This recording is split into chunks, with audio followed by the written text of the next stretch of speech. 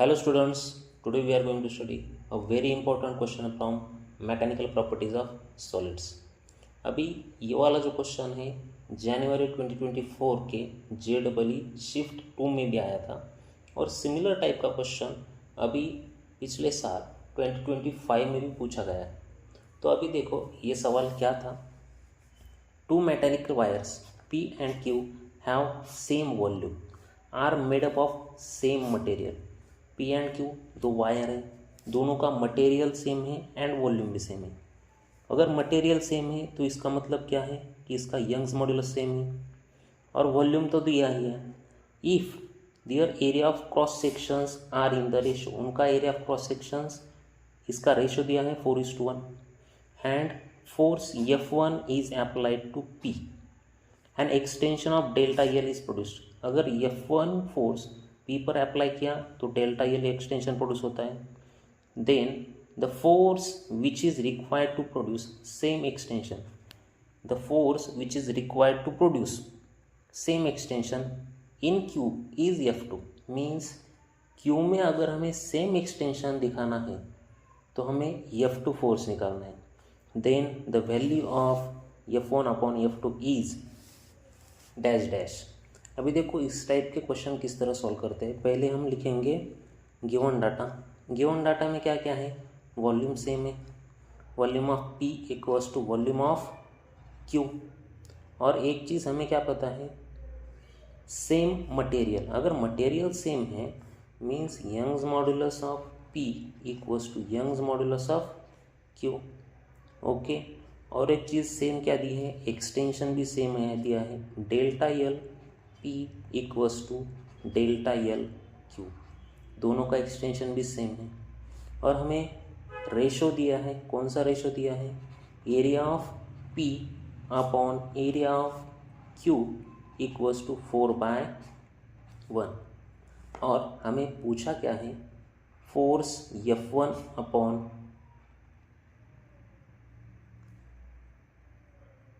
Force F1 upon F2 equals to what.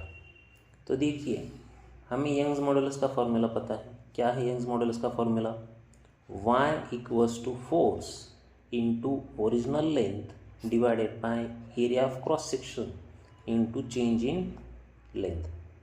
But यहाँ पर हमें क्या दिया है, दोनों का वॉल्यूम सेम है। अब वॉल्यूम को क्या लिख सकते हैं हम, volume equals to area into length. यहाँ से हमारी कैपिटल L क्या हो जाएगा, V अपॉन A। अगर V अपॉन A मैंने यहाँ पर पुट कर दिया तो यंग्स मॉड्यूलस का फॉर्मूला क्या हो जाएगा, force into volume divided by area square into delta L। ठीक है, तो ये वाला जो फॉर्मूला है ये हम P के लिए भी लिखेंगे और Q के लिए भी लिखेंगे। तो देखिए क्या होगा, Young's modulus of P equals to F1 into V divided by area of P square into delta L P। Similarly Young's modulus of Q equals to F2 into volume divided by area of Q square into delta L Q। अभी यहाँ पर देखो दो equation, ये जो दो equation है इन दोनों का यंग्स मॉड्यूलस अगर सेम है means left hand side same है तो राइट हैंड साइड भी हम सेम लिख सकते हैं। तो ये वाला इक्वेशन क्या होगा, F1 V divided by area of P square into delta L P equals to F2 V divided by area of Q square into delta L Q। अभी देखो यहाँ पर जो भी कॉमन चीज़ें हैं या फिर जो भी चीज़ें सेम है वो हम कैंसिल कर देंगे। जैसे कि वॉल्यूम दोनों का सेम है, वॉल्यूम कैंसिल, और एक चीज़ क्या सेम है, एक्सटेंशन सेम है, means delta L P cancel, delta L Q cancel. तो ये जो इक्वेशन है मैं इस तरह लिख सकता हूँ, F1 upon F2 equals to area of P square divided by area of Q square, और AP अपॉन AQ यहाँ पर दिया है ना हमें 4:1, उसका ही तो स्क्वायर करना है।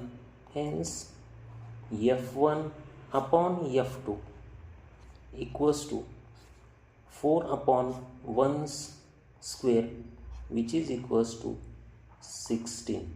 This is our final answer.